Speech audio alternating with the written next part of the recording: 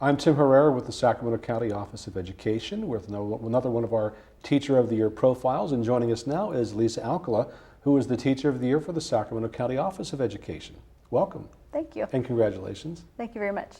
Well, first tell us a little bit about yourself, where you teach and what you teach.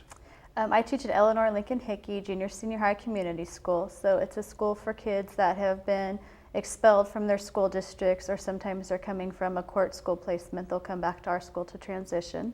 It's a self-contained classroom. We have 7th through 12th graders on our site, and generally in my classroom I'll have 9th through 12th graders, and they have all subjects in there.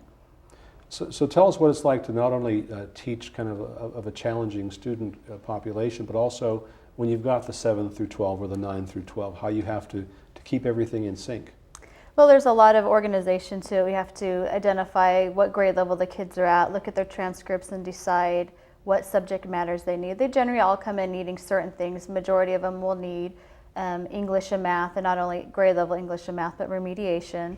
So there's some whole group instruction, but there's also a lot of small group instruction and breakouts, so the kids that can get all their different needs met within one classroom. So it's really a lot of time management and time management, organization. We do have assistants in the room, and we have a resource people that come in and help out. So it's just figuring out how to work as a team to meet all the needs of all the different students that are there. So tell us how long you've been teaching, because I know that you haven't always taught in the community schools. I've been teaching for about 15 years. I taught for about 9.5 years at a charter school, Natomas Charter School. And then a friend had worked for the community school and had told me repeatedly, why don't you come over and try it? So I was ready for a change, and I've been here for the last 4.5 years. So what attracted you to the community school setting? I think just the diverse population of kids and working with these types of kids. I'm not scared by them. I know that there's something in there, and I have the patience to still work with them and find that good little part. And then just getting to see the changes in these kids is a lot different than the changes I saw at a regular school, where I saw growth, but here I see a lot of personal growth, and I see a lot of kids that have overcome some really traumatic childhoods and events, and there's just a good feeling to see kids that were suspended or fighting come through the other side of it, where they can come to school and be successful and feel good about themselves. Now, in your 15 years of teaching, what kind of changes have you seen in education overall? There's been lots of different changes. I think that it kind of all sort of comes back around and makes its roll through, but I think that right now there's a big push for different options for kids. There used to be such a push when I started school, just that kids would go to school and they would go to college, and now we're seeing that that's not always the best thing for everyone. So they're seeing a lot more opportunities for ROP classes and career and technical education coming through, which I think is great because it gives an opportunity for kids that wouldn't go on to college. It gives them a path, an idea, and a goal, and some place to go. Yeah, expound on that a little bit and explain how the career technical offerings for these students can be used as a motivational tool for them.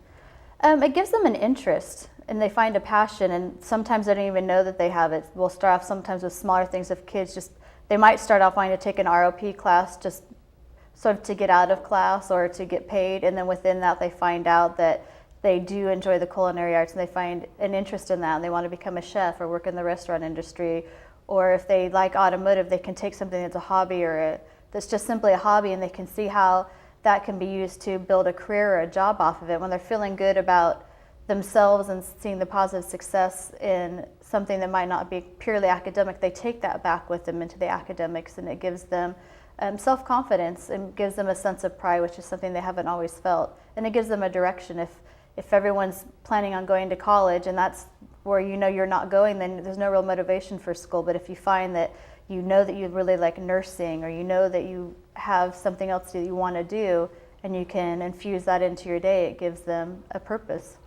And so once the student thrives in a CTE class, you see kind of the ripple effect go into the other academic subjects. It goes into the other subjects, it goes into them, it goes into the other kids, because as more kids become positive and feeling good about themselves, then you see the other disruptive behaviors start to go away, and it's sort of a ripple effect. As more kids become feeling better about themselves, then they sort of start teaching the other kids how to behave and what to do. So it doesn't just help the kids that are in the programs, but it helps the other kids that need to get into something like that. They start seeing the other kids getting positive awards and accolades, and they want that too. So kind of the peer pressure to be better. So when dealing with students initially to begin with, it's sometimes hard to motivate students.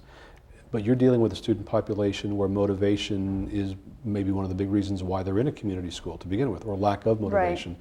So what are some of the things that you do to kind of trigger that motivation in them? I'd say it's kind of the opposite. When you teach at a traditional school, you always have that honeymoon period when the kids come in on the first, week of school, first day of school, and they want to please you. Well, in our school, the kids come in with the opposite. They just want to see if they can run you off, see how much you can take. And so after a while they have a lot of trust issues. So after they aren't good and you discipline and correct them and don't shoo them away and they're not kicked out, there really isn't any place else for them to go at this point much, although they might not see it. But as they kind of work through and you're still there for them, you build that trust relationship with them. And once you can build a trust relationship with them and they can trust you as a person, then they start opening up. And then you start finding out about the issues that might have brought them where they are, why they're so angry or upset, and the challenges they've had to face and overcome. And then you get to see them as a person and help them and see where those challenges are and help them work through that. And then that's where you start to see the positive growth in the kids as they start bonding with you and getting little bits of success. And sometimes their success isn't necessarily just their academic success, but sometimes you're praising and rewarding because they came to school for a week straight or 2 weeks straight, or our successes are a lot different than what you'd see in a regular classroom. And what about as far as parental motivation too, because that's probably an even greater challenge in the community school setting, is getting parental involvement. It is. It's difficult to get parental involvement. You don't always get a lot of it, but we do have activities at the school. We have open houses like other schools have, and a lot of times they'll provide food, and that's sort of a motivator to come out and see the food and the activities and the projects that the kids have done. And when the parents see that they get excited, and they also a lot of times see their kids succeed in school for the first time. So when you call home and talk to the parents, they're feeling good about their kids having a positive experience in school, and it's kind of a change for the whole family as they start to see some good come from it. And sometimes you don't get the parent support that you would hope for, that you might see in a traditional school, but that's okay, because it's just really about you and the student and getting them to buy into it. So what inspired you to become a teacher in the first place? I didn't start off wanting to be a teacher. I started off going into physical therapy, exercise physiology, and when I was about ready to graduate from college, I just sort of realized that I liked it, but it wasn't great. But when I thought about when I was what I enjoyed the most, it was when we did presentations or the research and the learning, and that kind of boiled back down to teaching. And I grew up in a family of teachers, so maybe I just tried to push away the idea of being a teacher because I grew up in it. And sure. My dad was a school teacher, and uncles and cousins were all school teachers, so I grew up doing teaching. So when I really kind of thought about it, it made sense. So it was in your blood. Was in the blood. So explain what happened when you found out you were Teacher of the Year. I was in my classroom, and slowly but surely the door opened and in walked balloons and cookies, and the kids were excited, and that was probably the neatest part, was watching the kids be excited for me. They don't get excited about much very often, but their sense of pride in that was their teacher, and they were excited that it was their teacher that did it. So you've been teaching for a long time, and there are a lot of people out there watching who are considering teaching as a profession. What are some of the things you would tell them to consider in being a teacher?